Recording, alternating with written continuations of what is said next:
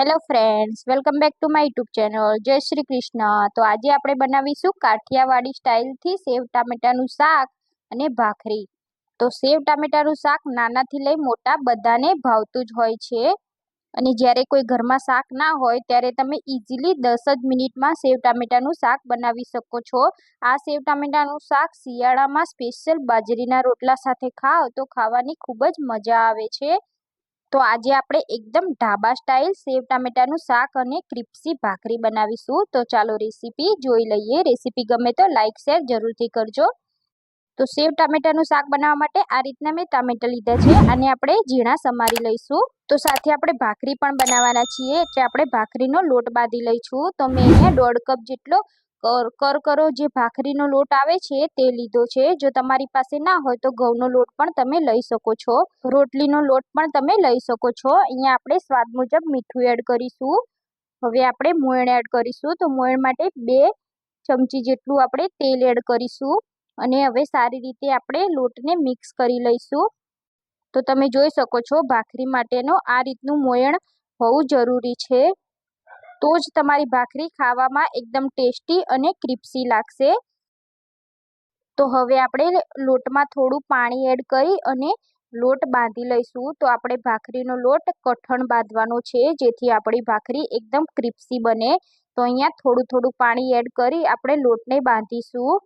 તો લોટ ઢીલો ના થાય તેનું આપણે ખાસ ધ્યાન રાખવાનું અને એકદમ કડક ભાખરી કરવી હોય તો લોટ આપણે કડક રાખવો પડશે. તો તમે જોઈ શકો છો આપણે લોટ બાંધી લીધો છે. આ રીતે લોટને થોડીક વાર આપણે મસળીશું જેથી આપણી ભાખરી એકદમ ક્રિસ્પી બને અને ખાવામાં ખૂબ જ ટેસ્ટી લાગે. તો હવે આપણે આ લોટને 10 થી 15 મિનિટ જેવું આપણે સાઈડમાં મૂકી દઈશું, રેસ્ટ આપીશું.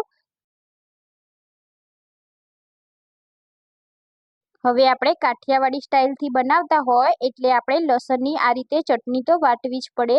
એટલે આપણે 4 થી 5 કળી લસણની લઈ લઈશું અને 1 ચમચી મરચું એડ કરી આપણે આ ચટણીને વાટીશું. આમાં આપણે મીઠું એડ કરીશું એટલે આપણી ચટણી જલ્દીથી વટાઈ જાય. તો તમે જોઈ શકો છો આપણી ચટણી વટાઈ ગઈ છે. તો હવે આપણે સેવ ટામેટાના શાકનો વઘાર કરીશું. તો મેં અહીંયા 4 ચમચી જેટલું તેલ એડ કર્યું છે. આ શાકમાં તેલનું પ્રમાણ વધારે હોય છે.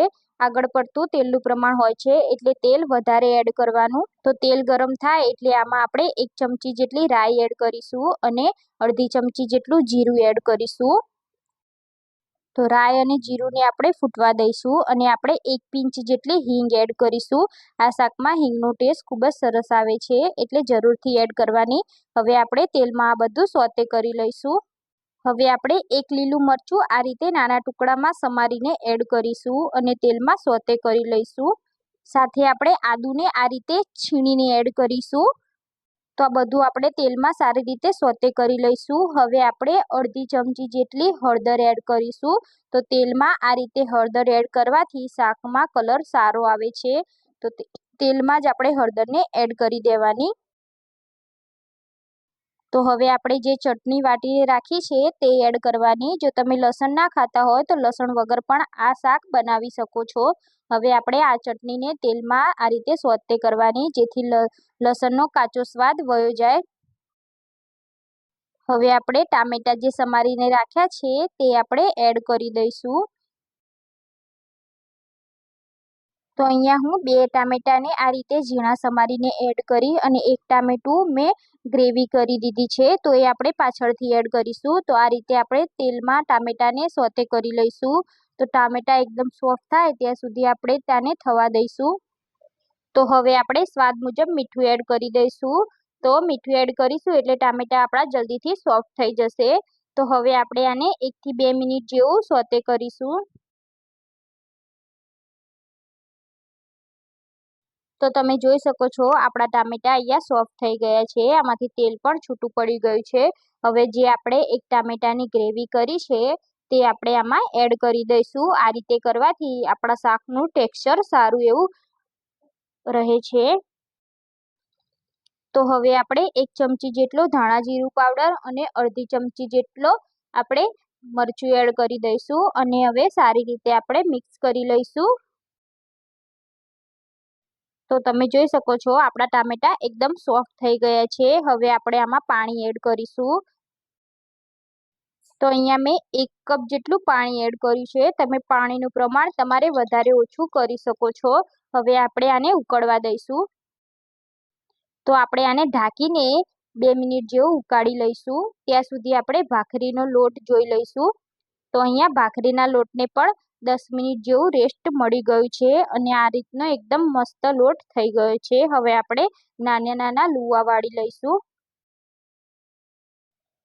તો આ રીતે આપણે લુવા કરી લઈશું અને આ રીતે આપણે એક લુવો લઈ આ રીતે ભાખરીને આપણે વણીશું. તો આ રીતે આપણે લુવાને ગોળ શેપમાં લાવવાનું છે. આ રીતે તમે કરશો તો આપણી ભાખરી એકદમ ગોળ બનશે. તો આ રીતે આપણે લુવાને એકદમ આ રીતે સરખો કરી લેવાનો. હવે આપણે કિનારી પર વણતા જઈશું અને ભાખરીને ગોળ બનાવી લઈશું. તો આપણે ભાખરીને પતલી નથી વણવાની. તો આ રીતની જ આપણે ભાખરી વણવાની છે. તો આપણી ભાખરી વણાઈ ગઈ છે. એવી જ રીતે આપણે બીજી પણ ભાખરી વણી લઈશું.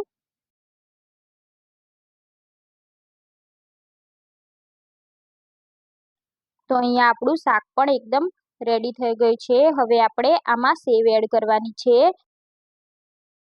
તો અહીંયા આપણે સેવ એડ કરીશું. તો આપણે આવી જે પીળી સેવ આવે છે તે સેવનો ઉપયોગ કરવાનો છે. તો આ સેવ મેં ઘરે જ બનાવેલી છે. જો તમારે રેસીપી જોઈતી હોય તો મારા વિડીયોમાં આપેલી છે. તો હું તમને ડિસ્ક્રિપ્શનમાં લિંક આપી દઈશ. હવે આપણે સેવ એડ કર્યા પછી આપણે શાકને અડધી મિનિટ જેવું કૂક કરવાની છે. તો આપણે ઢાંકીને અડધી મિનિટ આને કૂક કરી લઈશું. તો અહીંયા આપણું એકદમ કાઠિયાવાડી સ્ટાઇલ સેવ ટામેટાનું શાક રેડી થઈ ગયું છે. જોઈને જ મોઢામાં પાણી આવે તેવું આપણું શાક બન્યું છે. તો હવે આપણે લીલા ધાણા ઉપરથી સ્પ્રિંકલ કરી લઈશું અને ગેસની ફ્લેમને બંધ કરી લઈશું. હવે આપણે ભાખરી કરી લઈશું. તો આપણે ભાખરી માટે તવો મૂકી દીધો છે. તેમાં આપણે આ રીતે ભાખરી એડ કરી દઈશું અને આપણે ભાખરીને ધીરા ગેસ ઉપર શેકવાની છે જેથી આપણી ભાખરી એકદમ ક્રિસ્પી બને. તો આ રીતે આપણે ભાખરીની સાઈડ ચેન્જ કરી આપણે ભાખરીને શેકીશું. તો આપણે અહીંયા કપડાની મદદથી પ્રેસ કરી અને ભાખરીને શેકવાની છે. આ રીતે કરશો તો આપણી ભાખરી બંને બાજુથી કડક બનશે. તો આ રીતે આપણે નીચેથી ભાખરીને શેકી લીધી છે.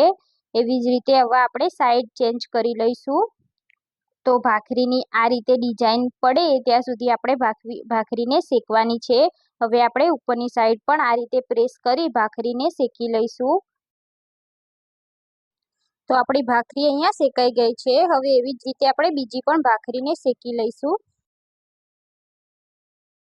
તો અહીંયા આપણું એકદમ ટેસ્ટી કાઠિયાવાડી સ્ટાઇલમાં સેવ ટામેટાનું શાક રેડી છે. તો આ રીતે ભાખરી ઉપર ગરમા ગરમ ભાખરી પર ઘી લગાવી ખાવાથી ભાખરી ખૂબ જ સરસ લાગે છે. તો એકદમ ઢાબા સ્ટાઇલ આપણું સેવ ટામેટાનું શાક અને ભાખરી રેડી થઈ ગઈ છે. જોતાં જ મોઢામાં પાણી આવે તેવું આપણું શાક બન્યું છે. તો તમને મારો વિડીયો પસંદ આવે તો મારા વિડીયોને લાઈક કરો, શેર કરો, કમેન્ટ કરો અને મારી ચેનલને સબસ્ક્રાઈબ કરો. જય શ્રી કૃષ્ણ.